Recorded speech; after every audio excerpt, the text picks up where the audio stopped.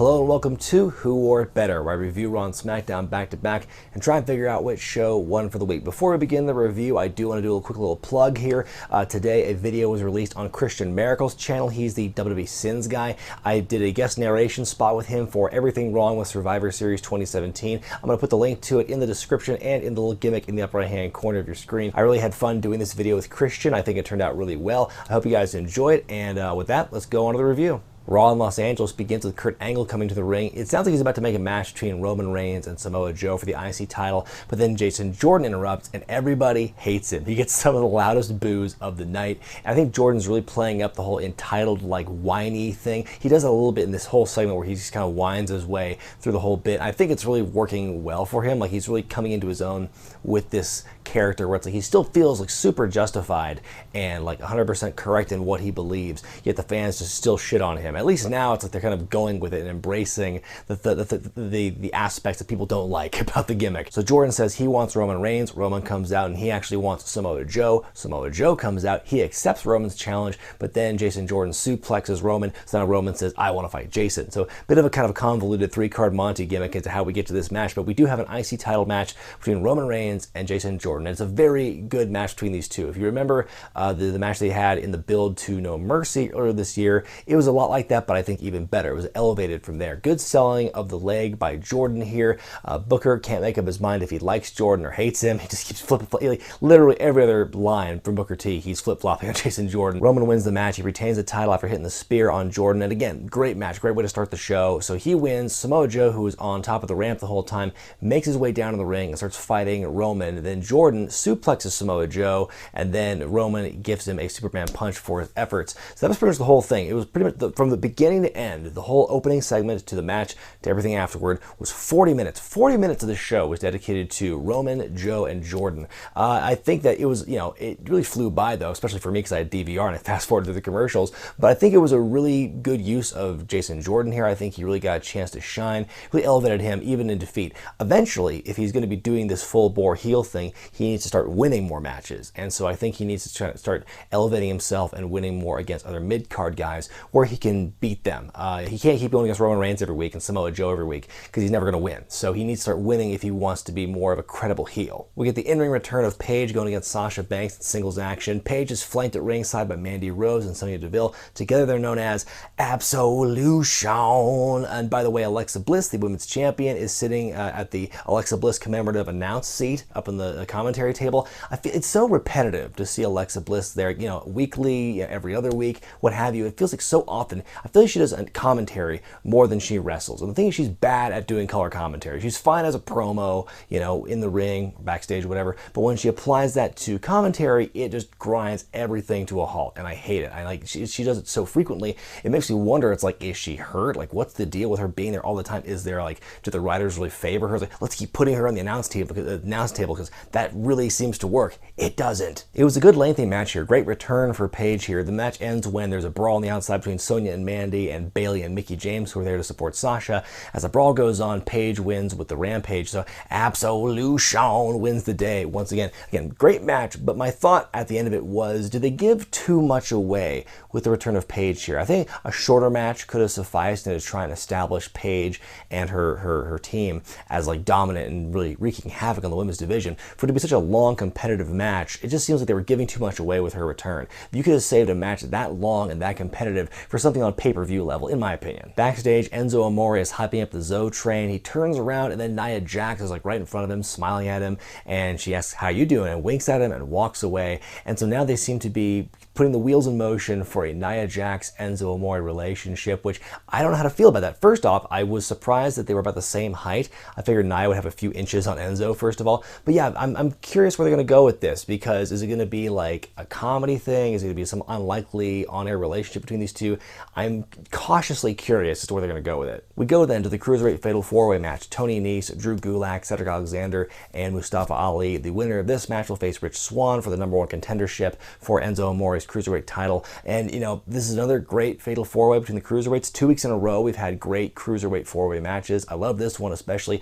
Oh my God, that top rope Spanish fly from Mustafa Ali onto Cedric was a thing of beauty. That was an amazing spot. The match ends when Cedric hits 2 lumbar checks, one on Nice, one on Mustafa Ali. Gulak runs in, kicks Cedric out of the ring, and pins Ali to win the match. So the representative of the Zoe train will be facing the hero of this picture, Rich Swann, for the #1 contendership. Again, great match here. Great match on the night, too. The third great match in a row for Raw. They are throwing heaters for this show on Raw so far. I love it. Elias is in the ring singing a song, but then who interrupts him but Braun Strowman, Braun Strowman. Braun Strowman hates Guitar Man. They have a fight. Strowman wins. Braun Strowman. Then Kane interrupts on the big screen, and you see him holding his throat. He's selling the injury from last week, or the chair throat attack from last week. I thought for a second he was going to pull out his old voice box and like from his first year in the company as Kane and talk with that, but that was not meant to be. He just talks normally, not selling at all the injury he sustained from last week.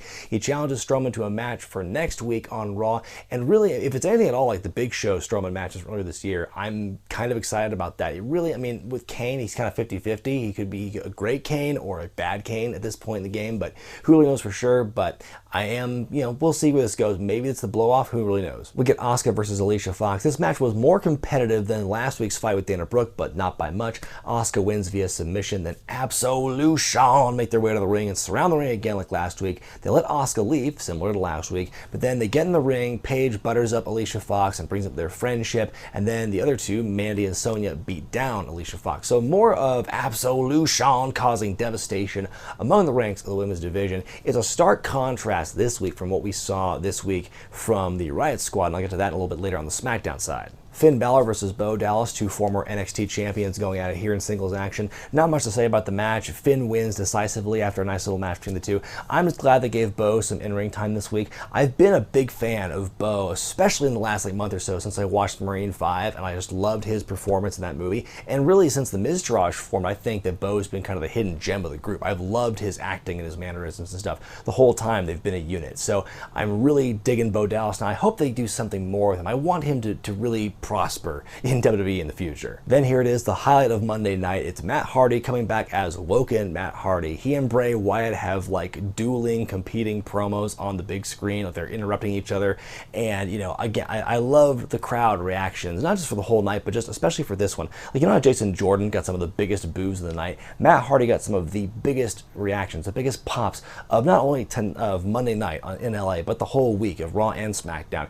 And he was not even live. He was on the screen, and it's just amazing how over this gimmick is. The fans went nuts for it. It's hilarious stuff. Like, some people don't like the broken Matt Hardy gimmick, and that's fine, but I'm of the camp that loves it and thinks it's incredibly entertaining. And so I don't know where they're going to go for it, where they're going to go with it after this feud he's going in with Bray Wyatt. It seems like they're destined for another collision course. That should be interesting. And normally I'm always like the big Bray Wyatt supporter, and I always want him to win, but sorry, Bray, Matt's going to have to win this thing. But yeah, really cool, really entertaining to see Matt Hardy back in this gimmick that really what brought him back to the company, to be perfectly honest. It made him the most talked about guy in 2016 and most of 2017 as well. So it's really cool to see him back in this gimmick. I don't know how long they're going to go with it. I hope they don't ruin it. God, I hope they don't ruin it. Next thing you know, he'll be in a commercial for, like, you know, Sonic or something, or KFC. That would actually be pretty funny. I would actually be okay with seeing Broken Matt Hardy or Woken Matt Hardy doing a KFC commercial. Main event time, the Raw Tag Title match as the Bar defend against Ambrose and Rollins. I've said this before, I'll say it again. Great match between these two teams. I could watch them fight all day, every day. Just when I think I'm bored with these two teams, they do something in the inevitable rematch that hooks me back in. So the match ends initially in a DQ when Sheamus stomps on Rollins illegally too much. Then Kurt Angle comes out and he restarts the match and makes it a no DQ stipulation. Just when you think Ambrose and Rollins have the edge and are going to win, Samoa Joe runs in and Roman comes after him, and that distraction allows Sheamus and Cesaro to retain the match. So the Bar wins yet again underhandedly, very similar to how they won the belts back a few weeks ago when the New Day interrupted. It's still an exciting finish. It leaves you wanting more. We definitely seem to be having a Shield versus Samoa Joe and Cesaro and Sheamus matchup in the future, and how good will that match be? Sami and Kevin open up Smackdown this week, and they run down Randy Orton from last week, and they say that Randy's been a puppet of the McMahons for so many years, and Sami does a very physical demonstration of the difference between ringside and not ringside to justify what he did last week with the chair to Orton. And then as he's talking on the ramp, Orton hits Kevin with an RKO out of nowhere in the ring. Then Shane McMahon comes out, and he says a couple of things that are very interesting. First, he says that despite what Kevin and Sami say, I do not have a personal vendetta against you. That's very important for later in the show. And then he makes a couple of matches. He announces that at Clash of Champions, Kevin and Sami will be taking on Randy and a partner of his choosing. And then also later in this night in the main event, Sami will be taking on Randy Orton in a match, and then Kevin Owens will be handcuffed to the bottom rope. It's kind of an old school gimmick there. We then go to our first match of the night, the New Day, with their ridiculously oversized pancakes, or as Corey Graves called them, botulism infested pancakes, going against Rusev and Aiden English. And they debut the new Rusev Day t-shirt. I love that shirt. I might very well buy it. It's a really good match here. Rusev and Aiden win the match in kind of surprising fashion, and now they've been inserted into the tag title match for Clash of Champions, where it's now the Usos defending against the New Day, Rusev and Aiden English, and Benjables. And that should be a really good matchup. I love all four of those teams. Should be very entertaining. Backstage, Mojo Rawley cuts the very exact promo I hoped he would cut after last week when he beat up Zack Ryder. He laments the fact that he won the Andre the Giant Battle Royal this year, and since Zack came back, he's been doing nothing. But come on, you were doing nothing before Zack came back. You were giving backstage tours to kids, and you were showing off the Andre trophy. Come on, Mojo. We find out that at Clash of Champions, Baron Corbin's going to defend the U.S. title not only against Bobby Roode, which makes sense, but also Dolph Ziggler. It's going to be a triple threat match. And my question is, like, why? In kayfabe, what did Dolph do to earn this shot? Because he jobbed a lot on TV, then he was off TV for a long time, and now he's here in the title picture, which makes no sense. I guess if you complain enough to podcast, you'll get what you want. Alicia Fox complained on Lillian Garcia's podcast, then she got a shirt, and now Dolph Ziggler complains on Edge and Christian's podcast that he's not being used, so he gets put in the U.S. title match. So I guess the squeaky wheel gets the grease. After local boys Peter Avalon and Fidel Bravo are murdered by the Bludgeon Brothers, we then go to a match between Baron Corbin and Bobby Roode. Dolph Ziggler, who's dressed like current day Shawn Michaels for some reason, is doing commentary at ringside for this match. He interferes at the end after the double down and hits them both with zigzags. The match ends in a disqualification. I guess they had to find some way to justify Dolph being in this match at the pay-per-view. And don't get me wrong, I think Dolph is great. I love his work. I just think the timing and the way he's been brought into this match with really no build is just kind of off-putting. We get a non-title match here as Charlotte Flair takes on Tamina in singles action. You know what I love about WWE branding is that they have a nickname for everybody. Everybody on the roster has got some kind of catchphrase or nickname assigned to them. Tamina's nickname, I discovered tonight, is the Samoan Soldier. That's great they would give her a nickname because no one gives a shit about Tamina. They announced earlier in the night that the Women's Championship match at the pay-per-view between Charlotte and Natalya will now be a lumberjack match. That will play into how this segment ends. But Charlotte wins the match with the figure 8, and then afterward, Natalya, who's at ringside, talks some trash to Charlotte. Then the Riot Squad interrupts. Sarah Logan is just goddamn unintelligible. Like, you know, between this and the backstage segment from earlier, she's just, you cannot transcribe her. In fact, I'm going to read you a transcription of what she said in the backstage segment. Daniel is superficial. Daniel is prejudiced from people from the South. Has ever been Pawtucky ever Beeling Nolus hippie stay you call? Huh? Have you ever had lime game? Have you even tasted game meat? Which the first time I heard it, I thought she said gay meat, which is very different. So I don't know if it's just nerves or just her gimmick now. She's the Boomhauer of the women's division, but I could not understand a word she said between the live mic and then the backstage thing. Anyway, Tamina fires the first shot. She hits Sarah Logan on the outside. Then there's a bit of a pull apart between like the welcoming committee, or what used to be the welcoming committee, and the Riot Squad. And that's how the thing ends. Charlotte walks off, and that's kind of going to, I'm sure, play a role, plant the seeds for what's going to happen in the lumberjack match at the pay-per-view. All the women are going to be fighting. What I mentioned earlier about the difference between the Riot Squad and the Absolution right now on Raw and SmackDown is that, you know, Absolution, their whole thing is just dominating. They're an island all to themselves, and they just beat people up indiscriminately. And now what you've got with the Riot Squad is that you've got this thing where they're already kind of lumped in with everybody else doing this thing that's not really related to their mission, because, you know, they're not involved directly in the title picture. No one's fighting for the title, and they're not really beating, you know, they beat some people up in their first week, but now they're just kind of like, they're already there. They're just part of the group, and they're a stable within the women's division. I don't know if my point is being made perfectly clear, but it's just, I think they're being portrayed differently, which is kind of a good thing. You don't want them to be mirror images of each other. There's been enough complaints about the appearance of both teams to begin with, so you don't really want the booking to be identical. I just find it very interesting that like one is clearly up in this thing doing this big threat with the women's division and kind of like making the women's champion Alexa Bliss kind of a moot point, and then you've got, you know, the Riot Squad being kind of like a tertiary player in the title thing happening on SmackDown. Main event time, Sami Zayn versus Randy Orton with Kevin Owens locked in there with a handcuff to the bottom rope. The Championship Wrestling from Hollywood guys pose as security guards to make sure that he is not going anywhere. So then, Sami spends a lot of the match getting his ass beat, but he is able at one point to produce bolt cutters to try and free Kevin Owens. He can't do it, but Kevin Owens eventually does free himself with the bolt cutters. Orton thwarts Kevin's interference attempt. He rolls up Sami Zayn to win. Very rare you see him win a match these days without the RKO, so that was kind of different. So Kevin and Sami beat up Orton after the match, but who comes to make the save but Shinsuke Nakamura? We haven't seen him on TV for at least 2 weeks, and then he comes out, makes a save.